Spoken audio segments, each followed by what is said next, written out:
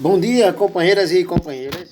Eu estou fazendo esse vídeo aqui agora no YouTube, ele vai para o YouTube, que é sobre uma análise de conjuntura internacional, as eleições no Brasil e em Pernambuco. Ela vai ter que ser um pouco rápida, porque depois eu tenho uma live sobre Dark, que me pediram, né? Dark, você tem que estudar muito Platão, muito Neuclid, muito Einstein, senão você se perde. Mas vamos logo para a análise de conjuntura. Do ponto de vista internacional, nós estamos com uma conjuntura complicadíssima, porque essa guerra da Rússia com a Ucrânia, a gente pensaria que ela terminasse rápido, ela está longe de terminar, tá entendendo? E isso tem uma influência geopolítica no mundo, que na minha avaliação, significa o rompimento da Rússia com a OTAN.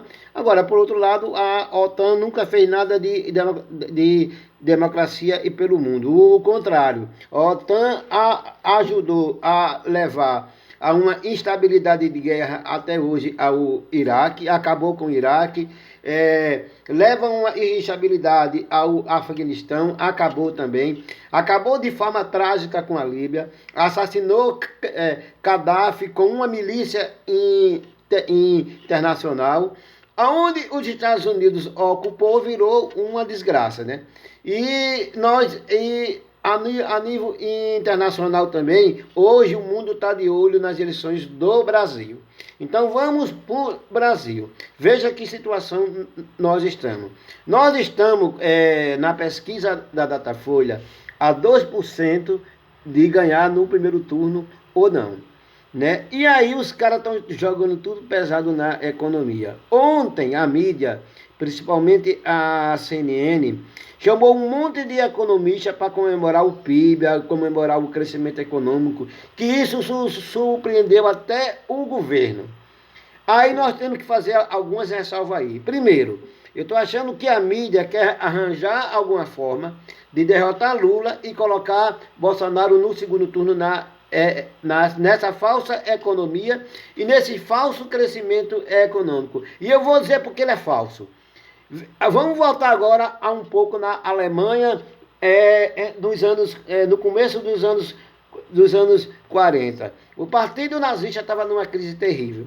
Os grandes marqueteiros de Hitler, aí aquele Joseph Goebbels, né, eles criam uma política de marketing de um falso crescimento econômico, mas lá já na Alemanha, esse falso crescimento econômico não chegou na mesa do judeu pobre e nem dos mendigos. Chegou na classe média e nazista. E aí elegeram Lula. Veja que coincidência. Esse falso crescimento econômico de hoje não chegou, nenhum economicista conseguiu dizer porque não chegou na mesa do pobre ainda. Né? Bom, aí você vai dizer, não, mas a gasolina eles conseguiram baixar para R$ 4. Mas não há uma teoria que baixando a gasolina baixa tudo. Não, o contrário, não baixou os preços. Né? Não baixou o preço da carne. Eu vou ser sincero, né? Eu não aguento mais comer coxa de galinha, porque 3 quilos de coxa de galinha é 1 quilo de acém, que eu compro a 11 aqui no Atacarejo. Eu estou fazendo propaganda de graça, né? Mas esse falso crescimento econômico do Brasil não chegou na mesa do pobre. Aí um dos caras lá, o economista já prevendo isso, né? Perguntou a ele por que ainda não chegou na mesa do pobre. Disse, olha, vai demorar a chegar na mesa do pobre. Ele vai demorar a sentir isso. Ou seja, daqui até lá vai morrer um monte de gente de fome. O cara veio citar como reflexo desse crescimento econômico a reforma trabalhista. A reforma trabalhista, primeiro, acabou com uma categoria no direito chamado o direito do trabalho. A reforma trabalhista tirou todos os direitos hoje da classe trabalhadora. Hoje, para você ganhar uma ação, é quase que impossível.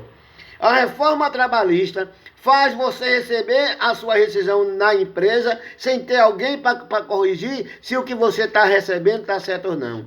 A reforma trabalhista não trouxe o emprego que eles prometeram. Foi uma grande mentira.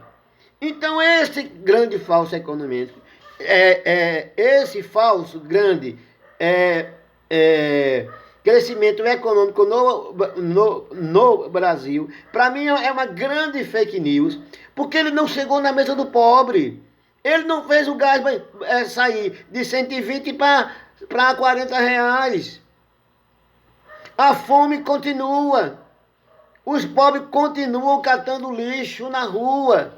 Então isso é uma política de marketing muito grande para tentar tirar a vitória de Lula no primeiro turno. A outra coisa é a Frente Popular. Aí eu vou entrar em Pernambuco e eu queria fazer aqui uma ressalva ao querido e camarada Ciro Gomes e aos camaradas do PDT. O PDT tá nas mãos dele, a vida é feita de escolha. Tá na mão de vocês, né, a vitória de Lula no primeiro turno. Porque não dá para vocês pedir que Lula retire uma candidatura que ele está a 2% de ganhar no primeiro turno para uma que tem 9%. Agora, a candidatura de Ciro Gomes pode sim colocar Bolsonaro no segundo turno. É preciso vocês compreender isso. Eu tenho o maior respeito por Ciro. Ciro foi ministro e um excelente ministro no governo Lula. E o Ciro sabe que não vai, você sabe que vocês não vão para o segundo turno. A eleição é daqui a menos 30 dias. Então vocês podem ser fundamental para Lula ganhar no primeiro turno. Olha, eu me lembro muito de um gesto muito bonito da Marina Silva. Marina tinha sido candidata a presidente, ministra do governo Lula duas vezes, se eu não me engano. Teve uma boa performance quando ela foi candidata a presidente e ela aceitou ser vice de Eduardo Campos. Montaram uma chapa que, para mim, se não tem aquele desastre com Eduardo Campos tinha sido eleito, aquela chapa tinha sido eleita. Veja, ela foi um ato nobre dela.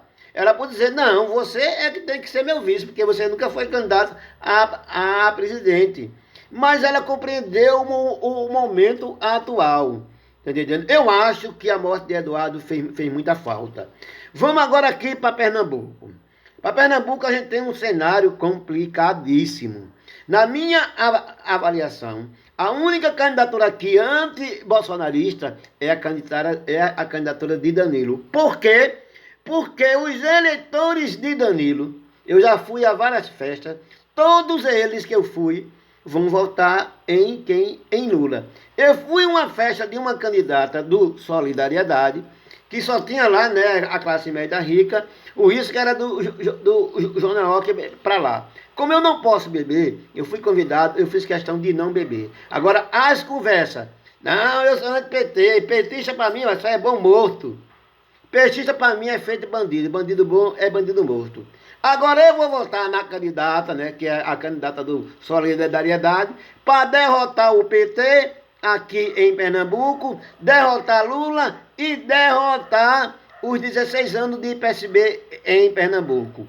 Uma pequena parte que está com ela vai votar em Lula. Mas a grande maioria não vai.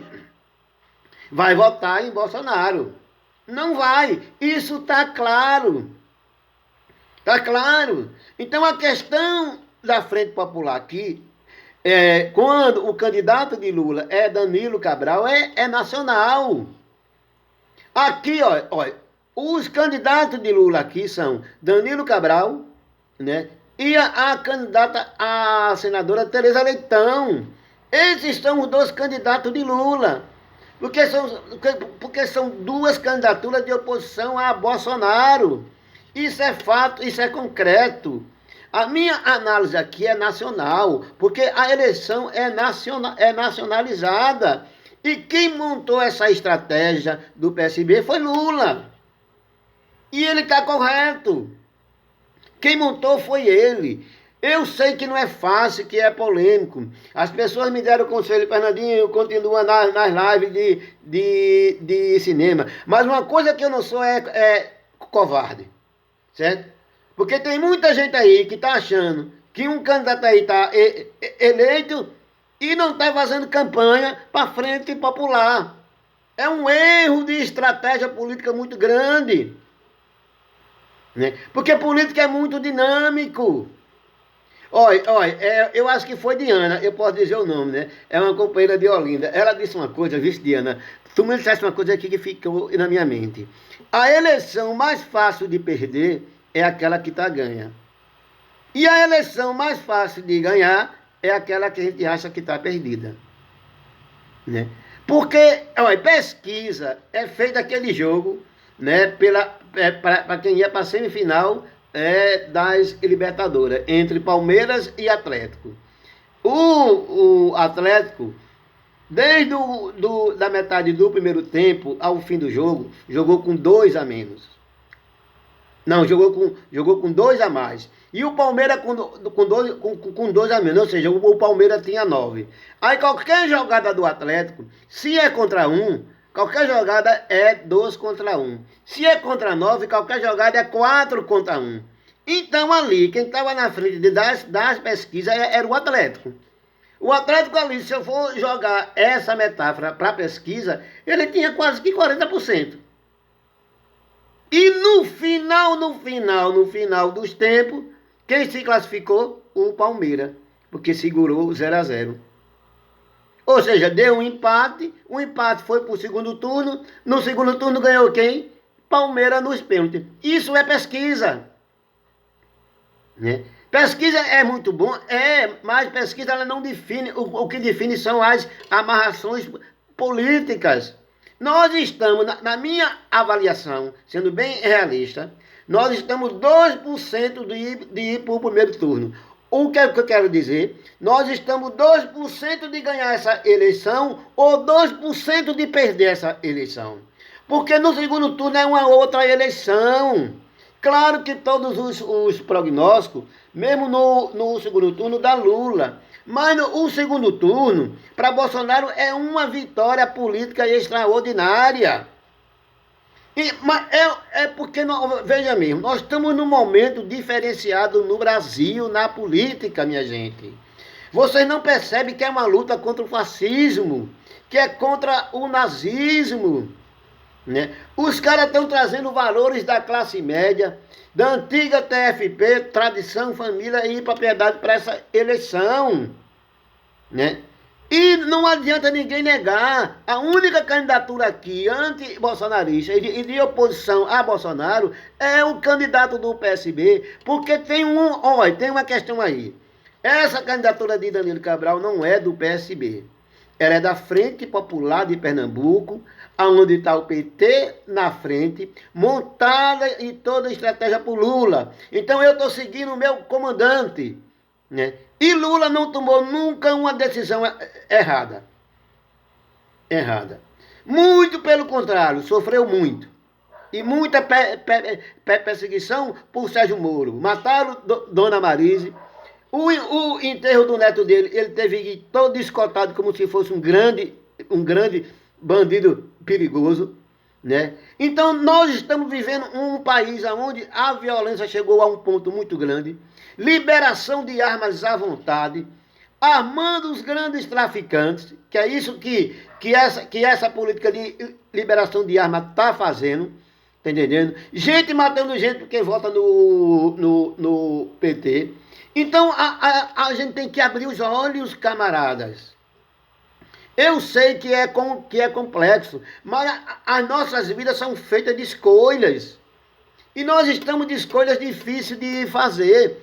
Ou vocês pensam que para mim aqui é fácil fazer uma live política defendendo a frente popular, né? Onde eu tenho uma série de seguidores que fazem cinema e que adoram a minha live. Agora, uma coisa eu não sou: covarde, né? Covarde e oportunista. Não, porque eu vi certos candidatos não querendo chamar voto para a Frente Popular, né, para fazer média com a outra candidata. Cuidado, viu? Eleição se ganha no dia. Jogo de futebol, ele só termina quando o juiz apita. Eu já vi muito candidato ir dormir eleito e acordar no segundo turno e perder a eleição. 2000 aconteceu isso. Né? No Rio de Janeiro, em Minas Gerais também. No Rio vai dar frechó, viu? Vocês podem acreditar. Eu acho que parece que o PSB conseguiu se resolver lá. Está entendendo? São Paulo também. Olha, essas eleições é nacionais. Por isso, a importância da gente compreender que o nosso inimigo maior é Bolsonaro e que a única candidatura aqui que eu vejo, que é de oposição a Bolsonaro, é a candidatura do PSB, que é Danilo Cabral. Eu pergunto a vocês aqui, quem são os dois candidatos aqui de Lula, majoritário, em Pernambuco? Quem são? Danilo Cabral e a senadora futura eleita de Pernambuco, Tereza Leitão. Né? É complexo esse vídeo? É. É coragem minha fazer? É. Mas eu vou repetir, eu não sou covarde, né, de esconder as minhas posições políticas. Tá entendendo? As pessoas têm que me conhecer pelas verdades que eu digo. Mas bem que eu tenho uma tese, viu? As nossas únicas verdades de verdade são nossos sonhos e as nossas ideias. Como é meu sonho? Meu sonho é, sim, eleger uma grande bancada aqui. Inclusive o candidato a governador de Lula e a senadora Tereza Leitão. Esse é meu sonho. E vocês não vão acabar com meus sonhos. E as nossas únicas verdades são meus sonhos. Porque eu tenho que pensar no mais pobre. Fora a candidatura de Danilo, eu não vi nenhuma candidatura aqui se colocar no campo da oposição mesmo a Bolsonaro. Eu não vi. E eu espero que dessa vez, né, o PSB fique nesse caminho e não saia. Porque nós podemos ter um segundo turno aqui, né, com o PSB, né, e com um candidato do lado de Bolsonaro, né? Agora, o segundo turno, a gente vai se preocupar quando ele existir. Aí a gente vai ver a estratégia dele, né? A estratégia dele, quando eu digo da esquerda, a estratégia que Lula vai montar aqui para o segundo turno. Agora, é fundamental aqui a gente eleger um palanque da Frente Popular que Lula montou. A estratégia foi de Lula. Se alguém tem que reclamar, não reclame de mim. Reclame e de Lula. Tá entendendo? Me pediram para eu não fazer uma live nesse nível. Mas eu não sou covarde. Vocês têm que me conhecer pelo que eu sou. Como dizia Jesus Cristo, eu sou aquele que sou. Então esse aqui é o Fernandinho, né? Eu podia muito bem passar essa temporada todinha na minha zona de conforto, né? E só falar de live de cinema. Vou continuar a falar, viu? Eu vou fazer uma análise de Dark. Eu espero ser compreendido, né? E também vou compreender quem não compreender essa minha live. Mas a minha questão, deixa eu explicar para vocês. A minha questão é nacional. Ela é nacionalizada. Essa eleição não diz local. Desde a eleição de 2020 que eu disse isso. Ela é uma eleição nacional. É a gente e o fascismo.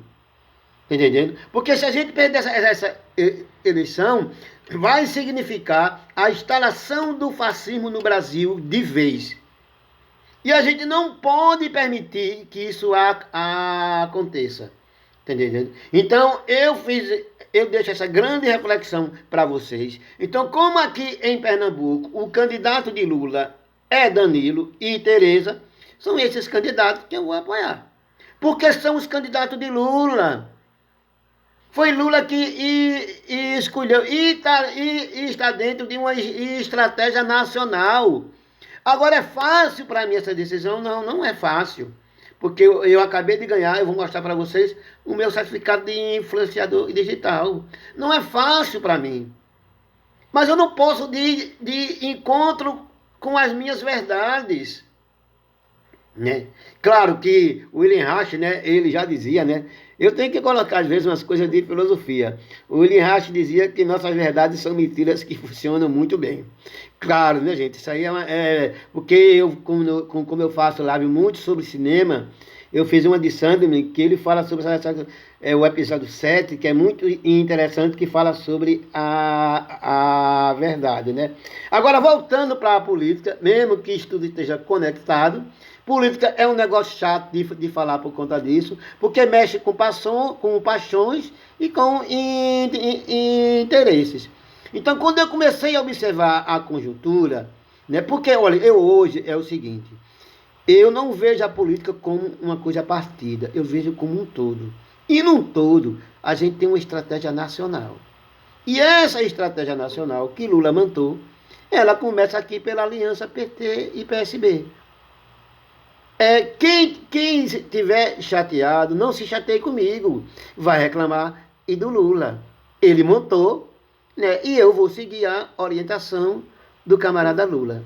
Um bom dia, agora eu vou dar meus abraços, né? Talvez ele não concorde muito comigo, mas eu vou mandar meu abraço para o deputado federal Túlio Gadelha. Sim, gente, mandar meu abraço para o deputado Carlos Vera, para a futura deputada estadual Suzineide Rodrigues. Mandar meu grande abraço para a senadora eleita de Pernambuco, Tereza Leitão. Sim, gente, uma notícia boa. Ela não me autorizou dizer o nome, viu? É mais pelas redes sociais e você vê. É uma grande filósofa, grande mesmo ela, entendendo? Especialista em Platão. E ela me convidou para fazer parte de um grupo, né, de WhatsApp, onde esse grupo vai ter filósofos da linha platonista, né, e socrática. Então, para mim, Fernandinho, que há 3 anos atrás, alguns grupos nunca davam valor, dizia que era um doido, ser convidado para um grupo de filósofos com doutorados e mestrados para participar de um grupo, é porque esse Fernandinho deixou de ser Fernandinho e hoje é Fernando Antônio da Silva, com muita segurança, com muita determinação e coragem, né? Agora, como dizia Che Guevara, ser duro, mas perder a ternura jamais. Então, um bom dia para todo mundo, já mandei os abraços, né? Quem puder me compreender, tudo bem. Quem não, pelo menos conheceu a minha verdade. Um bom dia para todo mundo.